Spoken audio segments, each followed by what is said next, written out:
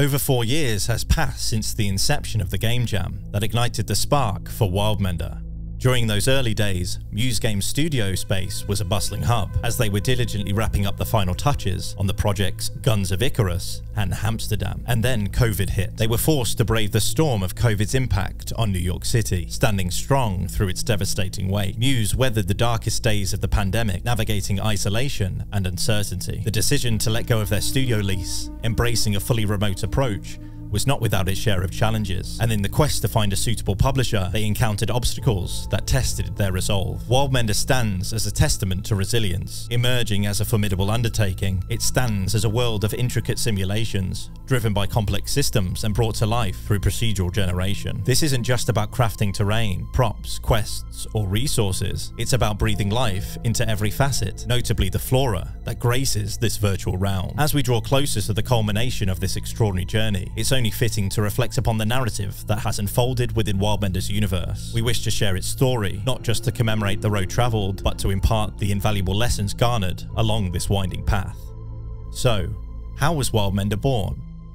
In the midst of a game jam session, a single question created a spark of curiosity. Amidst the sea of procedural generation, in expansive open-world survival games, why were organic elements confined to being mere props? What if the flora and fauna within these virtual realms were vibrant and alive? Imagine a world where players could nurture living plants, sculpt the landscape to foster growth, and, in return, reap resources essential for survival and exploration. But that was just the inception. What if players could do more than just cultivate isolated life forms? What if they could reforest an entire world, crafting a delicate balance of ecosystems within the context of a survival experience? What if the expansion of one's base harmonized with, rather than depleted, the environment? From the beginning stages of their earliest prototype, the aim was clear: to redefine the boundaries of procedural generation and simulation. They envisaged a reality where not only terrain, biomes, geology, and structures were procedurally generated, but where the very essence of plant life itself was born through procedural means. In those early days, a tree was represented by a rudimentary combination of spheres and cylinders. The initial models lacked sophistication, bearing only a basic resemblance to trees. Yet their focus was on the intricacies of growth, how these vital plants would react to the interplay of soil, water,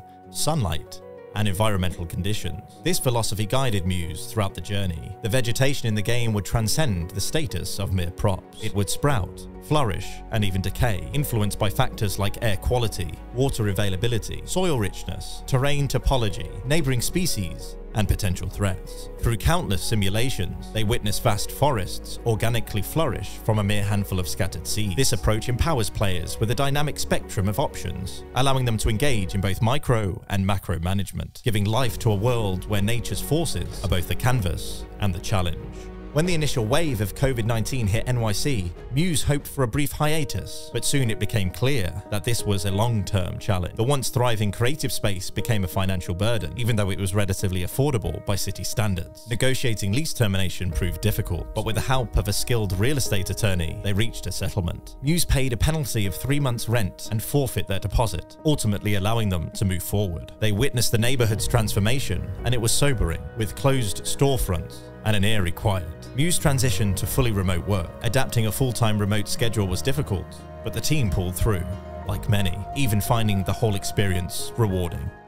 Crafting the intricate plant growth simulation that forms the foundation of our gaming experience, a lot of questions danced in their minds, eager to be answered. How expansive would this world be, and what would it take for a player to nurture it to its full potential? How would the delicate dance between growth and survival unfold? And in this organic tapestry, how would the art of crafting find its place? What principles would guide their crafting ethos? And what wondrous creations would emerge from the player? From the very inception, Muse envisaged a world reminiscent of Nausicaa, where spirituality, the undulating rhythms of nature, and the lingering touch of humanity coalesced in a harmonious existence. This vision led them to ponder the roles that magic and spirituality would play within the game, and in the face of adversity, what epic adventures and threats would our players encounter. With over a year of tireless iteration and meticulous design, they embarked on a journey to unveil the answers to these very questions. Each stroke of the creative brush, each line of code, brought Muse closer to a world where wonder and mystery intertwine, awaiting the eager footsteps of intrepid adventurers like yourself. Every indie game development story has its chapter on publisher relations, and with the tale of Wildmender,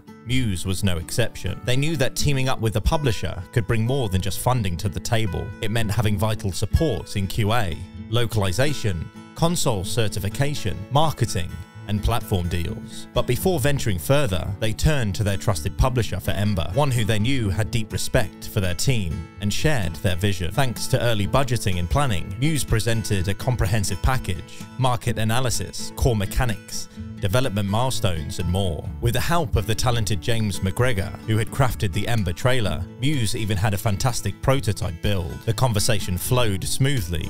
They believed in the vision and Muse in theirs. Terms were swiftly agreed upon, and everything seemed set for a bright future. Then, an unforeseen turn of events. The publishing director and key members of the management team departed. The company had undergone a systemic shift, leaving Muse in a state of uncertainty. The process restarted from square one. Finally, amidst the whirlwind, 3 offers emerged. Each had its merits. It was a tough choice, but one Muse made with the future of Wildmender in mind. They eventually landed on Kwalee. The lessons learned? In this fast-paced industry, expect the unexpected. Keep your options open and don't be afraid to explore new horizons. It's a journey of persistence, of forging ahead and being open to whatever comes your way. 4 years is a span marked by its own ebb and flow, and the odyssey of crafting Wildmender stood as formidable as Muse had anticipated, if not more so. The unforeseen emergence of COVID cast its unexpected shadow, reshaping the landscape we tread, and the intricate dance with potential publishers too painted a canvas that diverged from their initial sketches. They recognized the inevitability of unforeseen challenges, yet the sheer magnitude caught Muse off guard. Muse embraced a shared mindset, a commitment to surmounting adversities as a cohesive force. In times when the path seemed bleakest, the light guiding them was the realization of their main purpose, the players for whom they crafted these virtual realms, their presence, their experiences, their enjoyment. These were the consistent companions, inspiring Muse to push forward, even when the road was difficult.